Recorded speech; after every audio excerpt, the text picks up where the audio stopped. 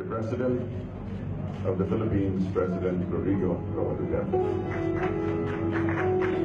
I am leaving for Vietnam, Laos,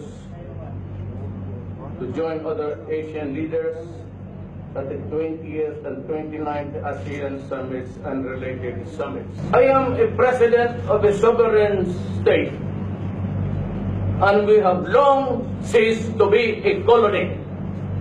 I do not have any master except the Filipino people. Nobody but nobody. You must be respectful.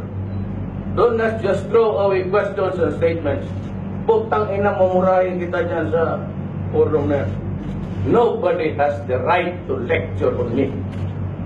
God, do not do it.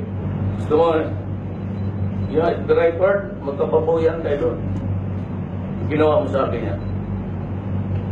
I do not accept that proposition that anybody is superior than me. We're supposed to be equal there.